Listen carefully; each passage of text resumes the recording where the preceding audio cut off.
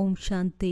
ಇಂದಿನ ದಿನಾಂಕ 15/2/2025. ಪ್ರಾರ್ಥ ಮುರುಳಿ ಬಾಪ್ತಾದ ಮಧುಬನ. ಮಧುರ ಮಕ್ಕಳೇ, ತಂದೆಯು ನಿಮಗೆ ದೈವಿ ಧರ್ಮ ಮತ್ತು ಶ್ರೇಷ್ಠ ಕರ್ಮವನ್ನು ಕಲಿಸುತ್ತಾರೆ. ಆದ್ದರಿಂದ ನಿಮ್ಮಿಂದ ಯಾವುದೇ ಆಸುರಿ ಕರ್ಮ ಆಗಬಾರದು. ಬುದ್ಧಿಯು ಬಹಳ ಶುದ್ಧವಾಗಿರಬೇಕು.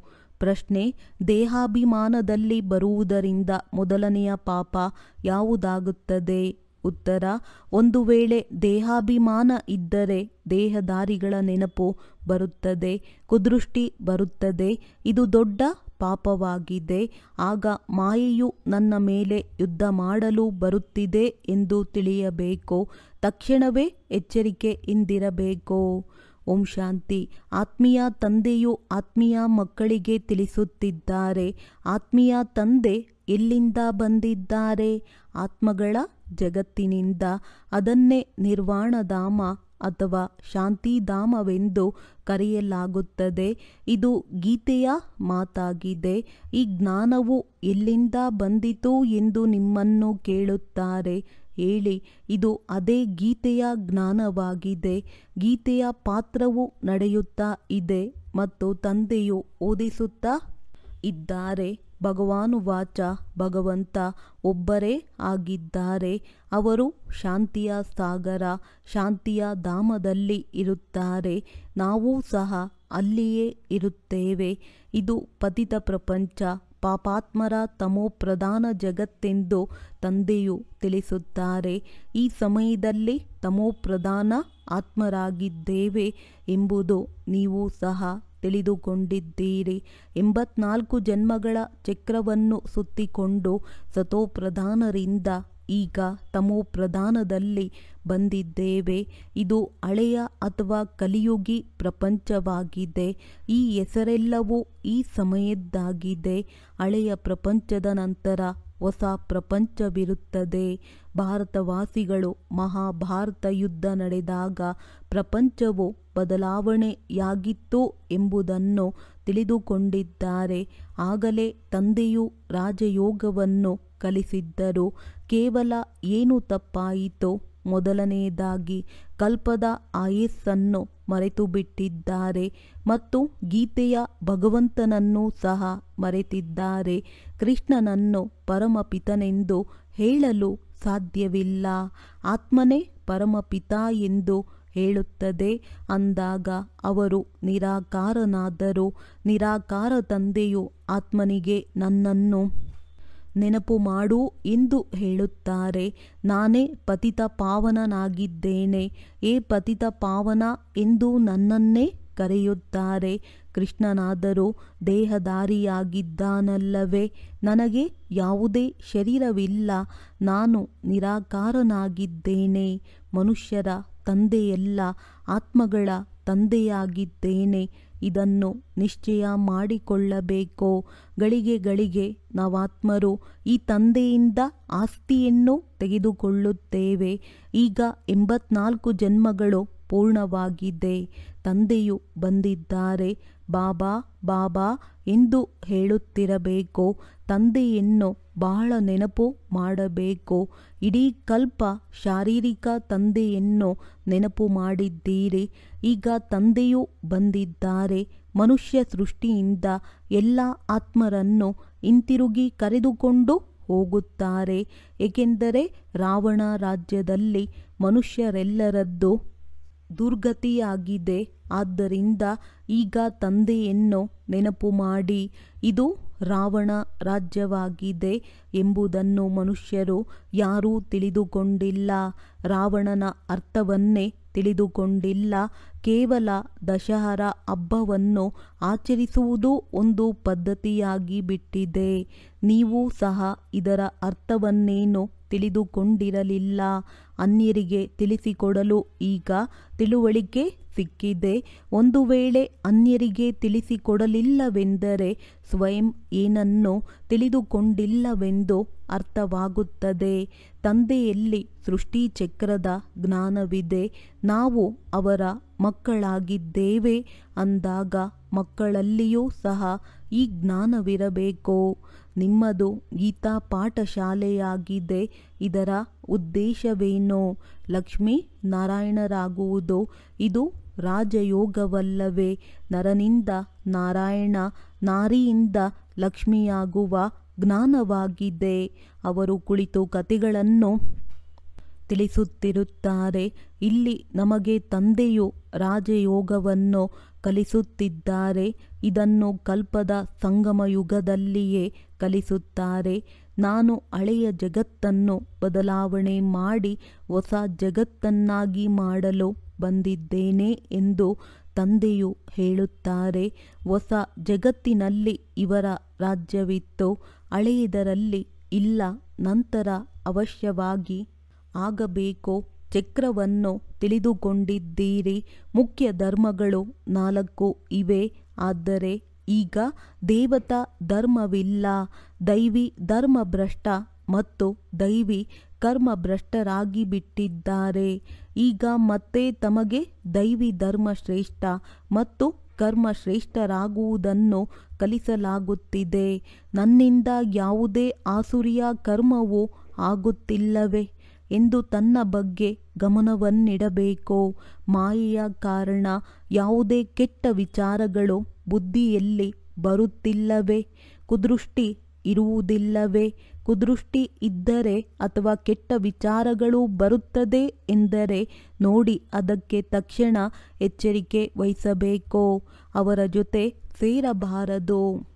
ನಿಮ್ಮಲ್ಲಿ ಮಾಯೆಯ ಪ್ರವೇಶತೆಯ ಕಾರಣ ಈ ಕೆಟ್ಟ ವಿಚಾರಗಳು ಬರುತ್ತವೆ ಎಂದು ಅವರನ್ನು ಎಚ್ಚರಿಸಬೇಕು. ಯೋಗದಲ್ಲಿ ಕುಳಿತು ತಂದೆಯ ನೆನಪಿಗೆ ಬದಲಾಗಿ ಯಾವುದೇ ದೇಹದ ಕಡೆ ವಿಚಾರಗಳು ಹೋಯಿತೆಂದರೆ ಇದು ಮಾಯೆಯ ಯುದ್ಧವಾಗಿದೆ. ನಾನು ಪಾಪ ಮಾಡುತ್ತಿದ್ದೇನೆಂದು ತಿಳಿಸಬೇಕು. ಇದರಲ್ಲಿ ಬುದ್ಧಿಯು ಬಹಳ ಶುದ್ಧವಾಗಿರಬೇಕು. ತಮಾಷೆ ಮಾಡುವುದರಿಂದಲೂ ಸಹ ಬಹಳ ನಷ್ಟವಾಗುತ್ತದೆ. ಆದ್ದರಿಂದ ತಮ್ಮ ಮುಖದಿಂದ ಸದಾಕಾಲ ಶುದ್ಧ ವಚನಗಳೇ ಬರಬೇಕು. ಕೆಟ್ಟ ವಚನ ಬರಬಾರದು. ತಮಾಷೆಯಿಂದಲೂ ಮಾತನಾಡಬಾರದು. ನಾವಂತೂ ಕೇವಲ ತಮಾಷೆ ಮಾಡಿದೆವಷ್ಟೇ ಎನ್ನುವುದಲ್ಲ, ಅದು ಸಹ ನಷ್ಟದಾಯಕವಾಗಿ ಬಿಡುತ್ತದೆ. ನಗುವಿನಲ್ಲಿಯೂ ಸಹ ವಿಕಾರಗಳ ವಾಸನೆ ಇರಬಾರದು. ಬಹಳ ಎಚ್ಚರಿಕೆಯಿಂದಿರಬೇಕು. ನಿಮಗೆ ತಿಳಿದಿದೆ, ದಿಗಂಬರರ ವಿಚಾರಗಳೂ ಸಹ ವಿಕಾರಗಳ ಕಡೆ ಹೋಗುವುದಿಲ್ಲ. ಅವರು ಬೇರೆ ಕಡೆ ನಿವಾಸಿಸುತ್ತಾರೆ. ಆದರೆ ಯೋಗವಿಲ್ಲದೆ ಕರ್ಮೇಂದ್ರಿಯಗಳ ಚಂಚಲತೆಯು ಸಮಾಪ್ತಿಯಾಗಲು ಸಾಧ್ಯವಿಲ್ಲ. ಕಾಮ ಮಹಾಶತ್ರುವು ಯಾರನ್ನೂ ಸಹ ಬಿಡುವುದಿಲ್ಲ. ಯೋಗದಲ್ಲಿಲ್ಲವೆಂದರೆ ಅವಶ್ಯವಾಗಿ ಚಂಚಲತೆಯಾಗುವುದು. ತಮ್ಮ ಪರೀಕ್ಷೆಯನ್ನು ತೆಗೆದುಕೊಳ್ಳಬೇಕಾಗುತ್ತದೆ. ತಂದೆಯ ನೆನಪಿನಲ್ಲಿಯೇ ಇರಿ. ಆಗ ಈ ಯಾವುದೇ ಪ್ರಕಾರದ ರೋಗವು ಇರುವುದಿಲ್ಲ. ಯೋಗದಲ್ಲಿದ್ದಾಗ ಇವು ಆಗುವುದಿಲ್ಲ. ಸತ್ಯಯುಗದಲ್ಲಿ ಯಾವುದೇ ಪ್ರಕಾರದ ಕೊಳಕಿರುವುದಿಲ್ಲ. ಚಲಾಯಮಾನವಾಗಲು ಅಲ್ಲಿ ಯಾವುದೇ ಪ್ರಕಾರದ ರಾವಣನ ಚಂಚಲತೆಯೇ ಇರುವುದಿಲ್ಲ. ಅಲ್ಲಿ ಯೋಗಿ ಜೀವನವಾಗಿರುತ್ತದೆ. ಅದೇ ರೀತಿ ಇಲ್ಲಿಯೂ ಸಹ ಸ್ಥಿತಿಯು ಬಹಳ ಪರಿಪಕ್ವವಿರಬೇಕು. ಯೋಗ ಬಲದಿಂದ ಇವೆಲ್ಲ ಕಾಯಿಲೆಗಳು ನಿಂತು ಹೋಗುತ್ತದೆ. ಇದರಲ್ಲಿ ಪರಿಶ್ರಮವಿದೆ. ರಾಜ್ಯವನ್ನು ತೆಗೆದುಕೊಳ್ಳುವುದೇನು ಚಿಕ್ಕಮ್ಮನ ಮನೆಯಂತಲ್ಲ. ಪುರುಷಾರ್ಥವನ್ನಂತೂ ಮಾಡಬೇಕಲ್ಲವೇ? ಭಾಗ್ಯದಲ್ಲಿ ಏನಿದ್ದರೆ ಅದು ಸಿಗುತ್ತದೆ ಎಂದಲ್ಲ. ಧಾರಣೆ ಮಾಡುವುದಿಲ್ಲವೆಂದರೆ ಬಿಡುಗಾಸಿನ ಪದವಿಗೆ ಯೋಗ್ಯರಾಗಿದ್ದೇವೆ ಎಂದರ್ಥ. ಬಹಳ ವಿಷಯಗಳಿರುತ್ತವೆ ಎಲ್ಲವೇ. ಕೆಲವರು ಚಿತ್ರಕಲೆಯಲ್ಲಿ, ಕೆಲವರು ಆಟದಲ್ಲಿ ಅಂಕಗಳನ್ನು ತೆಗೆದುಕೊಳ್ಳುತ್ತಾರೆ. ಅದು ಸಾಮಾನ್ಯ ವಿಷಯವಾಗಿದೆ. ಹಾಗೆಯೇ ಇಲ್ಲಿಯೂ ವಿಷಯಗಳಿವೆ. ಏನಾದರೊಂದು ಪದವಿ ಸಿಗುತ್ತದೆ. ಆದರೆ ರಾಜ್ಯಭಾಗ್ಯವು ಸಿಗುವುದಿಲ್ಲ. ಅವರಂತೂ ಸೇವೆ ಮಾಡುತ್ತಾರೆ. ಆದ್ದರಿಂದ ರಾಜ್ಯಭಾಗ್ಯವು ಸಿಗುತ್ತದೆ. ಅದಕ್ಕಾಗಿ ಬಹಳ ಪರಿಶ್ರಮ ಬೇಕು. ಅನೇಕರ ಬುದ್ಧಿಯಲ್ಲಿ ಕುಳಿತುಕೊಳ್ಳುವುದೇ ಇಲ್ಲ, ಹೇಗೆ ಭೋಜನವು ಜೀರ್ಣವಾಗುವುದೇ ಇಲ್ಲ, ಶ್ರೇಷ್ಠ ಪದವಿಯನ್ನು ಪಡೆಯುವ ಧೈರ್ಯವಿಲ್ಲ, ಇದಕ್ಕೂ ಕಾಯಿಲೆ ಎಂದು ಹೇಳುತ್ತಾರಲ್ಲವೇ. ನೀವು ಯಾವುದೇ ಮಾತನ್ನು ನೋಡಿಯೂ ನೋಡದಂತಿರಿ, ಆತ್ಮಿಕ ತಂದೆಯ ನೆನಪಿನಲ್ಲಿದ್ದು ಅನ್ಯರಿಗೆ ಮಾರ್ಗವನ್ನು ತಿಳಿಸಬೇಕು. ಅಂಧರಿಗೆ ಊರುಗೋಲಾಗಬೇಕಾಗಿದೆ. ನೀವಂತೂ ಮಾರ್ಗವನ್ನು ತಿಳಿದುಕೊಂಡಿದ್ದೀರಿ. ರಚಯಿತ ಮತ್ತು ರಚನೆಯ ಮುಕ್ತಿ ಜೀವನ್ಮುಕ್ತಿಯ ಜ್ಞಾನವು ನಿಮ್ಮ ಬುದ್ಧಿಯಲ್ಲಿ ಸುತ್ತುತ್ತಿರುತ್ತದೆ. ಮಹಾರಥಿಗಳಲ್ಲಿ ಮಾತ್ರ ಮಕ್ಕಳ ಸ್ಥಿತಿಯಲ್ಲಿಯೂ ರಾತ್ರಿ ಹಗಲಿನ ಅಂತರವಿರುತ್ತದೆ. ಕೆಲವರು ಬಹಳ ಧನವಂತರಾಗಿ ಬಿಡುತ್ತಾರೆ, ಕೆಲವರು ಸಂಪೂರ್ಣ ಬಡವರಾಗುತ್ತಾರೆ. ರಾಜ್ಯ ಪದವಿಯಲ್ಲಂತೂ ಅಂತರವಿದೆಯಲ್ಲವೇ. ಬಾಕಿ ಅಲ್ಲಿ ರಾವಣನಿಲ್ಲದೆ ಇರುವ ಕಾರಣ ದುಃಖವಿರುವುದಿಲ್ಲ. ಕೇವಲ ಸಂಪತ್ತಿನಲ್ಲಿ ಅಂತರವಿರುತ್ತದೆ, ಸಂಪತ್ತಿನಿಂದ ಸುಖವಿರುತ್ತದೆ. ಎಷ್ಟು ನೀವು ಯೋಗದಲ್ಲಿರುತ್ತೀರೋ ಅಷ್ಟು ಆರೋಗ್ಯವು ಬಹಳ ಚೆನ್ನಾಗಿರುವುದು. ಆದರೆ ಪರಿಶ್ರಮ ಪಡಬೇಕಾಗಿದೆ. ಅನೇಕರ ಚಲನೆಯು ಅಜ್ಞಾನಿ ಮನುಷ್ಯರಂತಿರುತ್ತದೆ. ಅವರು ಯಾರದೇ ಕಲ್ಯಾಣ ಮಾಡಲು ಸಾಧ್ಯವಿಲ್ಲ. ಯಾವಾಗ ಪರೀಕ್ಷೆಯು ನಡೆಯುವುದೋ ಆಗ ಯಾರ್ಯಾರು ಎಷ್ಟು ಅಂಕಗಳಿಂದ ತೇರ್ಗಡೆಯಾಗುತ್ತಾರೆಂಬುದು ಕಂಡುಬರುತ್ತದೆ. ಆ ಸಮಯದಲ್ಲಿ ಅಯ್ಯಯ್ಯೋ ಎನ್ನಬೇಕಾಗುತ್ತದೆ. ಬಾಪ್ ದಾದಾ ಇಬ್ಬರು ಎಷ್ಟೊಂದು ತಿಳಿಸುತ್ತಿರುತ್ತಾರೆ. ತಂದೆಯು ಕಲ್ಯಾಣ ಮಾಡುವುದಕ್ಕಾಗಿಯೇ ಬಂದಿದ್ದಾರೆ. ತಮ್ಮ ಕಲ್ಯಾಣವನ್ನು ಮಾಡಿಕೊಳ್ಳಬೇಕು, ಅನ್ಯರದನ್ನು ಮಾಡಬೇಕಾಗಿದೆ. ಬಂದು ನಾವು ಪತಿತರಿಗೆ ಪಾವನರಾಗುವ ಮಾರ್ಗವನ್ನು ತಿಳಿಸಿ ಎಂದು ತಂದೆಯನ್ನು ಕರೆದಿರಿ. ಆದ್ದರಿಂದ ತಂದೆಯು ಶ್ರೀಮತ ಕೊಡುತ್ತಾರೆ. ನೀವು ತಮ್ಮನ್ನು ಆತ್ಮನೆಂದು ತಿಳಿದು ದೇಹದ ಅಭಿಮಾನವನ್ನು ಬಿಟ್ಟು ತಂದೆಯನ್ನು ನೆನಪು ಮಾಡಿ. ಇದು ಎಷ್ಟು ಸಹಜವಾದ ಔಷಧಿಯಾಗಿದೆ ತಿಳಿಸಿ. ನಾವು ಕೇವಲ ಒಬ್ಬ ಭಗವಂತ ತಂದೆಯನ್ನು ಒಪ್ಪುತ್ತೇವೆ. ಬಂದು ಪತಿತರನ್ನು ಪಾವನ ಮಾಡಿ ಎಂದೇ ನನ್ನನ್ನು ಕರೆಯುತ್ತೀರಿ. ಆದ್ದರಿಂದ ನಾನು ಬರಬೇಕಾಗುತ್ತದೆ ಎಂದು ತಂದೆಯು ತಿಳಿಸುತ್ತಿದ್ದಾರೆ. ಬ್ರಹ್ಮರವರಿಂದ ನಿಮಗೇನೂ ಸಿಗುವುದಿಲ್ಲ. ಅವರಂತೂ ಕೇವಲ ಸಹೋದರನಾಗಿದ್ದಾರೆ, ತಂದೆಯೂ ಅಲ್ಲ. ತಂದೆಯಿಂದಂತೂ ಆಸ್ತಿಯೂ ಸಿಗುತ್ತದೆ, ಬ್ರಹ್ಮನಿಂದ ಆಸ್ತಿಯೂ ಸಿಗುತ್ತದೆಯೇ? ನಿರಾಕಾರ ತಂದೆಯು ಇವರ ಮೂಲಕ ದತ್ತು ಮಾಡಿಕೊಂಡು ನಾವಾತ್ಮಗಳಿಗೆ ಓದಿಸುತ್ತಾರೆ, ಜೊತೆಯಲ್ಲಿ ಇವರಿಗೂ ಓದಿಸುತ್ತಾರೆ. ಬ್ರಹ್ಮರವರಿಂದ ಏನೂ ಸಿಗುವುದಿಲ್ಲ. ಆಸ್ತಿಯು ಇವರ ಮೂಲಕ ತಂದೆಯಿಂದಲೇ ಸಿಗುತ್ತದೆ. ಕೊಡುವವರು ಒಬ್ಬರೇ ಆಗಿದ್ದಾರೆ. ಅವರದ್ದೇ ಮಹಿಮೆ ಇದೆ. ಅವರೇ ಸದ್ಗತಿದಾತನಾಗಿದ್ದಾರೆ. ಈ ಬ್ರಹ್ಮನಂತೂ ಪೂಜ್ಯರಿಂದ ಪೂಜಾರಿಯಾಗುತ್ತಾರೆ. ಸತ್ಯಯುಗದಲ್ಲಿ ಪೂಜ್ಯನಾಗಿದ್ದರು.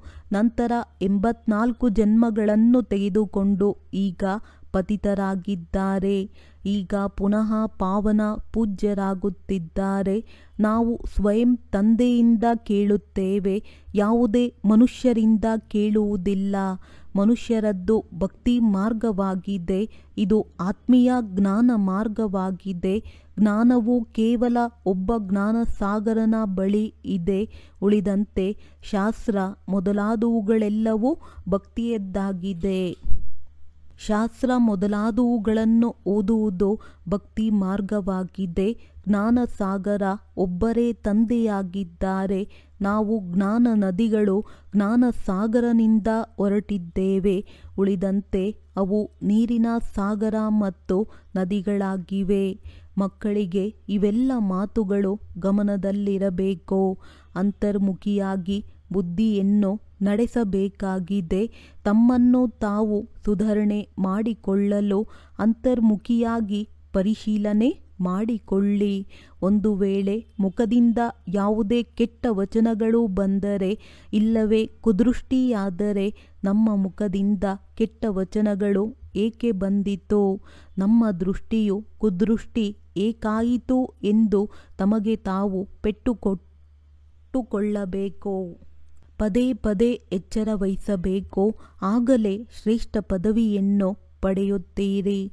ಮುಖದಿಂದ ಕಟುವಚನಗಳು ಬಾರದಿರಲಿ. ತಂದೆಯು ಎಲ್ಲ ಪ್ರಕಾರದ ಶಿಕ್ಷಣಗಳನ್ನು ಕೊಡಬೇಕಾಗುತ್ತದೆ. ಯಾರನ್ನಾದರೂ ಹುಚ್ಚ ಎಂಬ ಶಬ್ದವನ್ನು ಹೇಳುವುದೂ ಸಹ ಕೆಟ್ಟ ವಚನವಾಗಿದೆ. ಮನುಷ್ಯರಂತೂ ಯಾರ ಪ್ರತಿಯೇ ಆಗಲಿ ಏನು ಬಂದರೆ ಅದನ್ನು ಹೇಳುತ್ತಿರುತ್ತಾರೆ. ನಾವು ಯಾರ ಮಹಿಮೆ ಮಾಡುತ್ತೇವೆ ಎಂಬುದನ್ನು ಸಹ ತಿಳಿದುಕೊಂಡಿಲ್ಲ. ವಾಸ್ತವಿಕವಾಗಿ ಒಬ್ಬ ಪತಿತ ಪಾವನ ತಂದೆಗೆ ಮಹಿಮೆ ಮಾಡಬೇಕಾಗಿದೆ. ಅನ್ಯರ್ಯಾರಿಗೂ ಅಲ್ಲ. ಬ್ರಹ್ಮ ವಿಷ್ಣು ಶಂಕರನಿಗೂ ಪತಿತ ಪಾವನರೆಂದು ಹೇಳಲಾಗುವುದಿಲ್ಲ. ಇವರು ಯಾರನ್ನೂ ಪಾವನ ಮಾಡುವುದಿಲ್ಲ. ಪತಿತರಿಂದ ಪಾವನರನ್ನಾಗಿ ಮಾಡುವವರು ತಂದೆಯೊಬ್ಬರೇ ಆಗಿದ್ದಾರೆ. ಪಾವನ ಸೃಷ್ಟಿಯು ಹೊಸ ಪ್ರಪಂಚವೇ ಆಗಿದೆ. ಅದು ಈಗಿಲ್ಲ. ಸ್ವರ್ಗದಲ್ಲಿಯೇ ಪವಿತ್ರತೆ ಇರುತ್ತದೆ. ಪವಿತ್ರತೆಯ ಸಾಗರನೂ ಇದ್ದಾರೆ. ಇದೀಗ ರಾವಣ ರಾಜ್ಯವಿದೆ ಅಂದಾಗ ಮಕ್ಕಳು ಆತ್ಮ ಅಭಿಮಾನಿಗಳಾಗುವ ಬಹಳ ಪರಿಶ್ರಮ ಪಡಬೇಕು. ಮುಖದಿಂದ ಯಾವುದೇ ಕಲ್ಲುಗಳು ಅಥವಾ ಕೆಟ್ಟ ವಚನಗಳು ಬರಬಾರದು. ಬಹಳ ಪ್ರೀತಿಯಿಂದ ನಡೆದುಕೊಳ್ಳಬೇಕಾಗಿದೆ. ಕೆಟ್ಟ ದೃಷ್ಟಿಯೂ ಸಹ ಬಹಳ ನಷ್ಟ ಉಂಟು ಮಾಡುತ್ತದೆ. ಆದ್ದರಿಂದ ಬಹಳ ಪರಿಶ್ರಮ ಪಡಬೇಕು. ಆತ್ಮ ಅಭಿಮಾನವು ಅವಿನಾಶಿ ಅಭಿಮಾನವಾಗಿದೆ. ದೇಹವು ವಿನಾಶಿಯಾಗಿದೆ. ಆತ್ಮವನ್ನು ಯಾರೂ ತಿಳಿದುಕೊಂಡಿಲ್ಲ. ಆತ್ಮಕ್ಕೆ ತಂದೆಯೂ ಸಹ ಅವಶ್ಯವಾಗಿ ಯಾರಾದರೂ ಇರಬೇಕಲ್ಲವೇ? ಎಲ್ಲರೂ ಸಹೋದರ ಸಹೋದರರೆಂದು ಹೇಳುತ್ತಾರೆ. ಅಂದ ಮೇಲೆ ಎಲ್ಲರಲ್ಲಿಯೂ ಪರಮಾತ್ಮನು ವಿರಾಜಮಾನವಾಗಿರಲು ಸಾಧ್ಯವೇ? ಎಲ್ಲರೂ ತಂದೆಯರಾಗಲು ಸಾಧ್ಯವೇ? ಇಷ್ಟಾದರೂ ಬುದ್ಧಿಯಿಲ್ಲ. ಎಲ್ಲರ ತಂದೆಯೂ ಒಬ್ಬರೇ ಆಗಿದ್ದಾರೆ. ಇವರಿಂದಲೇ ಆಸ್ತಿಯೂ ಸಿಗುತ್ತದೆ. ಅವರ ಹೆಸರು ಶಿವನೆಂದಾಗಿದೆ. ಶಿವರಾತ್ರಿಯನ್ನು ಆಚರಿಸುತ್ತಾರೆ. ರುದ್ರರಾತ್ರಿ ಅಥವಾ ಕೃಷ್ಣರಾತ್ರಿ ಎಂದು ಹೇಳುವುದಿಲ್ಲ. ಮನುಷ್ಯರಂತೂ ಏನನ್ನೂ ತಿಳಿದುಕೊಂಡಿಲ್ಲ. ಇವೆಲ್ಲವೂ ಅವರದ್ದೇ ರೂಪವಾಗಿದೆ, ಅವರದ್ದೇ ಲೀಲೆಯಾಗಿದೆ ಎಂದು ತಿಳಿಯುತ್ತಾರೆ. ಈಗ ನೀವು ತಿಳಿದುಕೊಂಡಿದ್ದೀರಿ. ಬೇಅದ್ದಿನ ತಂದೆಯಿಂದ ಬೇಅದ್ದಿನ ಆಸ್ತಿಯು ಸಿಗುತ್ತದೆ ಎಂದ ಮೇಲೆ ಆ ತಂದೆಯ ಶ್ರೀಮತದಂತೆ ನಡೆಯಬೇಕಾಗಿದೆ. ನನ್ನನ್ನು ನೆನಪು ಮಾಡಿ ಎಂದು ತಂದೆಯು ತಿಳಿಸುತ್ತಾರೆ. ಕೂಲಿಗಾರರಿಗೂ ಸಹ ಶಿಕ್ಷಣ ಕೊಡಬೇಕಾಗಿದೆ. ಅದರಿಂದ ಅವರ ಕಲ್ಯಾಣವೂ ಆಗಲಿ. ಆದರೆ ತಾವೇ ನೆನಪು ಮಾಡಲಿಲ್ಲವೆಂದರೆ ಅನ್ಯರಿಗೆ ಹೇಗೆ ನೆನಪು ತರಿಸುತ್ತೀರಿ? ರಾವಣನು ಒಮ್ಮೆಲೇ ಪತಿತರನ್ನಾಗಿ ಮಾಡಿಬಿಡುತ್ತಾನೆ. ಮತ್ತೆ ತಂದೆಯು ಬಂದು ಪಾವನರನ್ನಾಗಿ ಮಾಡುತ್ತಾರೆ. ಆಶ್ಚರ್ಯವಾಗಿದೆಯಲ್ಲವೇ? ಈ ಮಾತುಗಳನ್ನು ಯಾರ ಬುದ್ಧಿಯಲ್ಲಿಯೂ ತಿಳಿದುಕೊಳ್ಳುವುದಿಲ್ಲ. ಈ ಲಕ್ಷ್ಮೀನಾರಾಯಣರು ಎಷ್ಟು ಶ್ರೇಷ್ಠ ಪಾವನರಿಂದ ಎಷ್ಟೊಂದು ಪತಿತರಾಗಿ ಬಿಡುತ್ತಾರೆ. ಆದ್ದರಿಂದ ಬ್ರಹ್ಮನ ರಾತ್ರಿ ಬ್ರಹ್ಮನ ದಿನವೆಂದು ಗಾಯನವಿದೆ. ಶಿವನ ಮಂದಿರದಲ್ಲಿ ನೀವು ಬಹಳಷ್ಟು ಸೇವೆ ಮಾಡಬಹುದು. ತಂದೆಯು ತಿಳಿಸುತ್ತಾರೆ, ನೀವು ನನ್ನನ್ನು ನೆನಪು ಮಾಡಿ ಅಲ್ಲಿ ಇಲ್ಲಿ ಅಲೆದಾಡುವುದನ್ನು ಬಿಟ್ಟು ಬಿಡಿ. ಈ ಜ್ಞಾನವೇ ಶಾಂತಿಯದ್ದಾಗಿದೆ. ತಂದೆಯನ್ನು ನೆನಪು ಮಾಡುವುದರಿಂದ ನೀವು ಸತೋಪ್ರಧಾನರಾಗಿ ಬಿಡುತ್ತೀರಿ. ಕೇವಲ ಇದೇ ಮಂತ್ರವನ್ನು ತಿಳಿಸುತ್ತಾ ಇರಿ. ಎಲ್ಲಿಯವರೆಗೆ ನಿಶ್ಚಯ ಬುದ್ಧಿಯವರಾಗುವುದಿಲ್ಲವೋ ಅಲ್ಲಿಯವರೆಗೆ ಯಾರಿಂದಲೂ ಹಣ ತೆಗೆದುಕೊಳ್ಳಬಾರದು. ತಿಳಿಸಿ, ನಾವು ಪವಿತ್ರರಾಗಿರುತ್ತೇವೆಂದು ನೀವು ಪ್ರತಿಜ್ಞೆ ಮಾಡಿ. ಆಗ ನಾವು ನಿಮ್ಮ ಕೈಯಿಂದ ಮಾಡಿದ ಊಟ ತಿನ್ನುತ್ತೇವೆ, ಏನನ್ನಾದರೂ ತೆಗೆದುಕೊಳ್ಳುತ್ತೇವೆ. ಭಾರತದಲ್ಲಿ ಬಹಳಷ್ಟು ಮಂದಿರಗಳಿವೆ. ತಂದೆಯನ್ನು ನೆನಪು ಮಾಡಿ ಎಂದು ವಿದೇಶಿಗಳು ಮೊದಲಾದವರು ಯಾರೇ ಬರಲಿ ಅವರಿಗೆ ಈ ಸಂದೇಶವನ್ನು ನೀವು ಕೊಡಬಹುದು. ಒಳ್ಳೆಯದು. ಮಧುರಾತಿ ಮಧುರ ಅಗಲಿ ಹೋಗಿ ಮರಳಿ ಸಿಕ್ಕಿರುವ ಮಕ್ಕಳ ಪ್ರತಿ ಮಾತ್ಪಿತಾ ಬಾಪ್ ತಾದಾರವರ ನೆನಪು, ಪ್ರೀತಿ ಹಾಗೂ ಸುಪ್ರಭಾತ. ಆತ್ಮಿಕ ತಂದೆಯ ಆತ್ಮಿಕ ಮಕ್ಕಳಿಗೆ ನಮಸ್ತೆ. ಧಾರಣೆಗಾಗಿ ಮುಖ್ಯ ಸಾರ. ವಿಕಾರಗಳ ವಾಸನೆ ಇರುವಂತಹ ತಮಾಷೆಯನ್ನೆಂದು ಮಾಡಬಾರದು. ತಮ್ಮನ್ನು ಬಹಳ ಎಚ್ಚರಿಕೆಯಿಂದ ಇಟ್ಟುಕೊಳ್ಳಬೇಕಾಗಿದೆ. ಮುಖದಿಂದ ಎಂದೂ ಕಟು ವಚನಗಳು ಬರಬಾರದು. ಆತ್ಮಾಭಿಮಾನಿಗಳಾಗುವ ಬಹಳ ಅಭ್ಯಾಸ ಮಾಡಬೇಕಾಗಿದೆ. ಎಲ್ಲರೊಂದಿಗೆ ಪ್ರೀತಿಯಿಂದ ನಡೆದುಕೊಳ್ಳಬೇಕಾಗಿದೆ. ಕೆಟ್ಟ ದೃಷ್ಟಿಯನ್ನೆಂದು ಇಟ್ಟುಕೊಳ್ಳಬಾರದು. ಕುದೃಷ್ಟಿಯಾದರೆ ತಮಗೆ ತಾವೇ ಪೆಟ್ಟನ್ನು ಕೊಟ್ಟುಕೊಳ್ಳಬೇಕಾಗಿದೆ. ವರದಾನ: ನಿರಂತರ ನೆನಪು ಮತ್ತು ಸೇವೆಯ ಬ್ಯಾಲೆನ್ಸ್ನಿಂದ ಬಾಲ್ಯತನದ ತುಂಟಾಟವನ್ನು ಸಮಾಪ್ತಿ ಮಾಡುವಂತಹ ವಾನಪ್ರಸ್ಥಿ ಭವ. ಸಣ್ಣ ಪುಟ್ಟ ಮಾತುಗಳಲ್ಲಿ ಸಂಗಮಯುಗದ ಅಮೂಲ್ಯ ಸಮಯ ಕಳೆದುಕೊಳ್ಳುವುದು ಬಾಲ್ಯತನದ ತುಂಟಾಟವಾಗಿದೆ. ಈಗ ಈ ತುಂಟಾಟ ಶೋಭಿಸುವುದಿಲ್ಲ.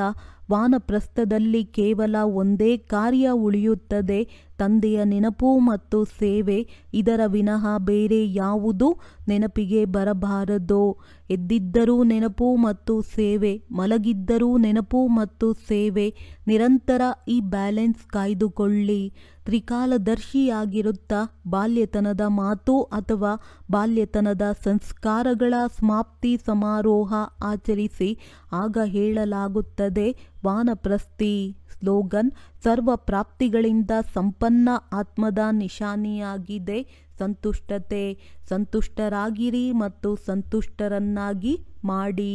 ಅವ್ಯಕ್ತ ಸೂಚನೆ: ಏಕಾಂತ ಪ್ರಿಯರಾಗಿ ಏಕತೆ ಮತ್ತು ಏಕಾಗ್ರತೆಯನ್ನು ತಮ್ಮದಾಗಿಸಿಕೊಳ್ಳಿ. ಏಕಾಂತ ಒಂದು ಸ್ಥೂಲವಾಗಿರುತ್ತದೆ, ಇನ್ನೊಂದು ಸೂಕ್ಷ್ಮವೂ ಆಗಿರುತ್ತದೆ. ಏಕಾಂತದ ಆನಂದದ ಅನುಭವಿಯಾಗಿ ಬಿಡಿ. ಆಗ ಬಾಹ್ಯಮುಖತೆ ಇಷ್ಟವಾಗುವುದಿಲ್ಲ.